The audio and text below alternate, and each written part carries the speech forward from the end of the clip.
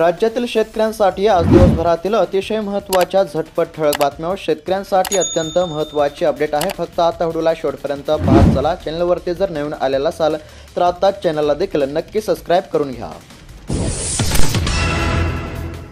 शेतकऱ्यांसाठी महत्त्वाची बातमी। आता नवसंकट पुढील 48 तास धोक्याचे। IMD कडून महाराष्ट्रातील अनेक भागांना रेड अलर्ट जारी झालेला आहे। राज्यामध्ये पुढील 48 तास आता धोक्याचे असून राज्यामध्ये अतिमुसळधार पाऊस पडण्याची शक्यता।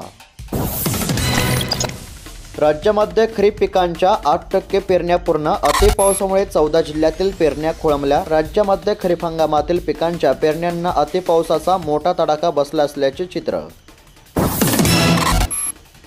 पीक विमा भरपाईचे 409 कोटी रुपये मिळणे अद्याप बाकी। शेतकऱ्यांसाठी पीक विम्यासंदर्भातील अत्यंत महत्त्वाची बातमी आहे। लक्षपूर्वक ऐका। एकंदरीत जर पाहायला गेलं तर राज्यातील शेतकऱ्यांना खरीप हंगाम 2024 मधील पीक नुकसानीपोटी एकूण 3847 कोटी रुपयांची विमा भरपाई राज्य सरकारने मंजूर केली होती। यापैकी बहुतांश रक्कम शेतकऱ्यांच्या बँक खात्यावरती जमा झाली असून अजून 409 कोटी रुपयांची रक्कम ही शेतकऱ्यांच्या बँक खात्यावरती जमा करण्यामध्ये येणार आहे। राज्य सरकारने घेतलेल्या निर्णयानुसार शेतकऱ्यांच्या थेट बँक खात्यावरती DBTच्या माध्यमातून आता पीक विम्याची रक्कम जमा करण्यामध्ये येत असल्यामुळे आता शेतकऱ्यांना चांगलाच दिलासा मिळणार आहे। त्याचबरोबर आता कोणकोणत्या जिल्ह्यातील शेतकऱ्यांच्या बँक खात्यावरती पीक विम्याची रक्कम जमा होण्यास सुरुवात झाली आहे, सविस्तर पात्र जिल्ह्यांची यादी आपण पुढे पाहणार आहोत। व्हिडिओला शेवटपर्यंत पाहत चला।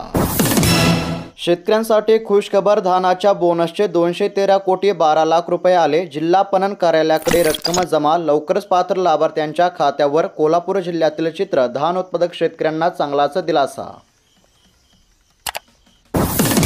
अतिवृष्टीमुळे बाधित शेतकऱ्यांच्या मदतीसाठी 10 कोटी 73 लाख रुपयांचा निधी। महसूल विभागाची निधी वितरित करण्यास मान्यता। बुलढाणा जिल्ह्यातील शेतकऱ्यांना मिळणार आता दिलासा। निकषानुसार होणार मदतीचे वितरण। शेतकऱ्यांमध्ये आनंदाचे वातावरण। सोयाबीन बियाणांचा कृत्रिम तुटवडा भासवत जादा दराने विक्री। वाढीव दराने विक्री करणाऱ्यांवर आता कठोर कारवाई करण्यामध्ये यावी, शेतकऱ्यांची मागणी। बोगस खते व बियाणांना आळा घालण्यासाठी रसवले पुढारी। नागरिकांना थेट तक्रारी करण्याचे आव्हान। जिल्हाधिकारी यांना दिल्या आहेत सूचना। खरीप हंगामाची तयारी सुरू। शेतकरी कामगारांचे प्रश्न सोडवण्यासाठी लढा उभारा। ते वार्षिक अधिवेशनामध्ये राजू देसेल यांचे शेतकऱ्यांना आव्हान। कर्जमाफीची मागणी। अनुदान घोटाळ्या प्रकरणी 10 अधिकाऱ्यांना नोटिसा। 5 तहसीलदार व 5 नायब तहसीलदारांकडून प्रशासनाने मागवला खुलासा। जालना जिल्ह्यातील चित्र। पेरणीला सुरुवात होणे 1,27,000 शेतकऱ्यांना पीक कर्जाची प्रतीक्षा। बुलढाणा जिल्ह्यामध्ये उद्दिष्टाच्या केवळ 18%च पीक कर्जाचे वाटप। साड्यावर मोठ। मराठवाड्यामध्ये पेरण्यांची लगबग सुरू। छत्रपती संभाजीनगरमध्ये सर्वाधिक 40% तर परभणीमध्ये सर्वात कमी 2% पेरण्या। कृषी दुकानदारांकडून शेतकऱ्यांची आर्थिक लूट। युरिया खताचा कृत्रिम तुटवडा दाखवत चढ्या दराने विक्री। वडवणी तालुक्यातील चित्र पाहायला मिळत आहे। सोबतच शेतकऱ्यांनी खते आणि बियाणे खरेदी करताना दक्षता घ्यावी, अशी देखील आता शेतकऱ्यांना आव्हान। पीक विम्यासंदर्भातील शेतकऱ्यांसाठी अत्यंत महत्त्वाची बातमी आहे। लक्षपूर्वक ऐका। एकंदरीत जर पाहायला गेलं तर आता हिंगोली जिल्ह्यातील शेतकऱ्यांसाठी अतिशय महत्त्वाची बातमी पाहायला मिळत आहे। यामध्ये आता हिंगोली जिल्ह्यातील हिंगोली तालुक्यातील शेतकऱ्यांच्या बँक खात्यावरती 63 कोटी रुपयांची रक्कम जमा होण्यास सुरुवात झाली आहे। त्यानंतर कळमनुरी तालुक्यातील शेतकऱ्यांच्या बँक खात्यावरती 71 कोटी रुपये। सेनगाव तालुक्यातील शेतकऱ्यांच्या बँक खात्यावरती 77 कोटी रुपये। वसमत तालुक्यातील शेतकऱ्यांच्या बँक खात्यावरती 67 कोटी रुपये आणि औंढा नागनाथ तालुक्यातील शेतकऱ्यांच्या बँक खात्यावरती 58 कोटी रुपये अशी रक्कम आता शेतकऱ्यांच्या बँक खात्यावरती जमा होण्यास सुरुवात झाली आहे। अजून बऱ्याच जिल्ह्यांची आणि तालुक्यांची यादी आपण पुढे पाहणार आहोत। फक्त आता व्हिडिओला शेवटपर्यंत पाहत चला। शासनाची कडक भूमिका। अनुदान लूट प्रकरणी वरिष्ठ अधिकारी रडारवर। सध्या जर पाहायला गेलं तर जालना जिल्ह्यामध्ये झालेल्या अनुदानाच्या घोटाळ्या प्रकरणी आता शासनाची कडक भूमिका पाहायला मिळत आहे। अनुदान लूट प्रकरणी आता वरिष्ठ अधिकारी रडारवर पाहायला मिळत आहे। सोबतच आता दोषींवर कठोर कारवाई करण्यामध्ये येणार असल्याची देखील माहिती सध्या पाहायला मिळत आहे। दोषींवर आता कठोर कारवाई होणार। राज्यामध्ये 77,300 हेक्टरवरील शेती पिकांचं नुकसान। शेतकऱ्यांना मदतीची अपेक्षा पाहायला मिळत आहे। मे महिन्याच्या दरम्यान अवेळी पाऊस, वादळी वारे आणि गारपिटीमुळे शेती पिकांचे मोठे नुकसान झाले होते। त्यामुळे आता शेतकऱ्यांना मदतीची गरज पाहायला मिळत आहे। लवकरात लवकर शेतकऱ्यांना मदत देण्याची मागणी। मान्सूनने संपूर्ण महाराष्ट्र व्यापला। मान्सून 2 दिवसांमध्ये देशाचा बहुतांश भाग व्यापणार, हवामान खात्याचा अंदाज पाहायला मिळत आहे। सध्या आता मान्सूनची प्रगती होत असल्याचे चित्र। राज्यातील 92 लाखाहून अधिक शेतकऱ्यांसाठी महत्त्वाची बातमी पाहायला मिळत आहे, कारण की आता राज्यातील शेतकऱ्यांच्या बँक खात्यावरती लवकरच हप्त्याची रक्कम ही जमा करण्यामध्ये येणार आहे। आता कोणती तारीख जाहीर झाली आहे ते देखील आपण पुढे पाहणार आहोत। फक्त आता व्हिडिओला शेवटपर्यंत पाहत चला। राज्यातील 92हून अधिक शेतकऱ्यांना आता मोठा दिलासा।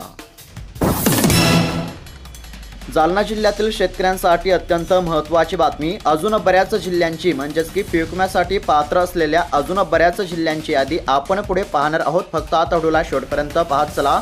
सध्या तरी आता जालना जिल्ह्यातील शेतकऱ्यांसाठी अत्यंत महत्त्वाची बातमी आहे। एकंदरीत जर पाहायला गेलं तर जालना जिल्ह्यातील शेतकऱ्यांना खरीप 2024 मधील पीक नुकसानीपोटी 197 कोटी रुपयांची विमा भरपाई राज्य सरकारने मंजूर केली होती। त्यापैकी बहुतांश रक्कम ही जालना जिल्ह्यातील शेतकऱ्यांच्या बँक खात्यावरती वर्ग करण्यामध्ये आली असून अजून बरीच रक्कम ही शेतकऱ्यांच्या बँक खात्यावरती जमा करण्याचे काम सुरू असल्यामुळे आता खरीप हंगामाच्या तोंडावरती जालना जिल्ह्यातील बहुतांश शेतकऱ्यांना चांगलाच दिलासा मिळण्याची शक्यता पाहायला मिळत आहे। आता ज्या शेतकऱ्यांनी ई-पीक पाहणी केली होती, नुकसानीची तक्रार दिली होती आणि ज्या शेतकऱ्यांच्या पिकांचे पंचनामे झाले होते, अशा पात्र शेतकऱ्यांच्या बँक खात्यावरती पीक विम्याची तसेच नुकसान भरपाईची रक्कम जमा होण्यास सुरुवात। राज्य सरकारने शेती AI धोरणाला दिली मंजुरी। शेतकऱ्यांचा होणार फायदा, शेतकऱ्यांची उत्पादकता वाढणार। एकंदरीत जर पाहायला गेलं तर आता सरकारचा देखील महत्त्वाचा निर्णय पाहायला मिळत आहे। शेती क्षेत्रामध्ये AIचा वापर करून शेती पिकांची उत्पादकता वाढवण्यामध्ये येत असल्यामुळे आता शेतकऱ्यांचा नक्कीच फायदा होणार आहे। राज्य सरकारचा महत्त्वाचा निर्णय। कोकणाला आज आणि उद्या रेड अलर्ट। कोकण पश्चिम महाराष्ट्रामध्ये देखील आता मुसळधार पावसाची शक्यता पाहायला मिळत आहे। हवामान खात्याचा अंदाज, राज्यातील बहुतांश ठिकाणी आता रेड अलर्ट जारी। मोती पिकवण्यासाठी सोने चांदी ठेवले गहाण, शेतकऱ्यांसमोर आर्थिक संकट। पेरणीच्या काळामध्ये कर्ज न दिल्यामुळे शेतकऱ्यांसमोर नवीन संकट पाहायला मिळत आहे। सोबतच पीक कर्ज देण्याची शेतकऱ्यांची मागणी। PM किसान योजनेसंदर्भातील शेतकऱ्यांसाठी अत्यंत महत्त्वाची आणि आनंदाची बातमी पाहायला मिळत आहे। आता PM किसान योजनेचा आगामी हप्ता 20 जूनला शेतकऱ्यांच्या बँक खात्यावरती जमा होणार असल्याची माहिती समोर येत आहे। यामुळे आता नक्कीच शेतकऱ्यांचा फायदा होणार आहे। पंतप्रधान शेतकरी सन्मान निधी योजनेचा एप्रिल ते जुलै 2025 साठीचा 20वा हप्ता आता येत्या 20 जून रोजी पात्र शेतकऱ्यांच्या बँक खात्यावरती जमा होण्याची शक्यता। शेतकरी कर्जमाफीसाठी 2 ऑक्टोबरची डेडलाईन। प्रहार जनशक्तीचे नेते बच्चू कडू यांचा सरकारला अल्टिमेटम पाहायला मिळत आहे। राज्यातील शेतकऱ्यांची कर्जमाफी त्वरित करावी अशी देखील मागणी करण्यामध्ये येत आहे। शेतकरी कर्जमाफीसाठी आता 2 ऑक्टोबरची राज्य सरकारला डेडलाईन देण्यामध्ये आली असून आता शेतकऱ्यांची तात्काळ कर्जमाफी करावी अशी आता मागणी।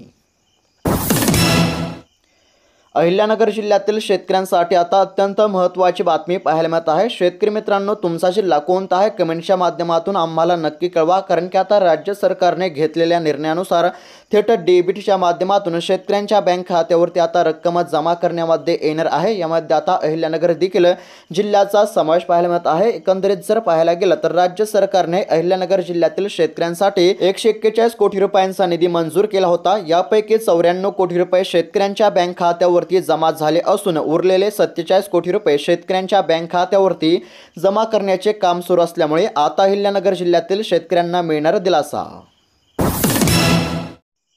कर्ज वसुली थांबवून शेतकऱ्यांना व्याजमाफीची मागणी। एकंदरीत जर पाहायला गेलं तर नाशिक जिल्हा बँकेकडून सुरू असलेली सक्तीची कर्ज वसुली बंद करून आता शेतकऱ्यांना व्याजमाफी करण्याची मागणी नाशिक जिल्हा शेतकरी संघटनेने केली असल्याचे सध्या पाहायला मिळत आहे। नाशिक जिल्हा बँकेकडून सुरू असलेली सक्तीची कर्ज वसुली बंद करून शेतकऱ्यांना व्याजमाफी करण्याची मागणी आता शेतकरी संघटनेद्वारे करण्यामध्ये येत आहे।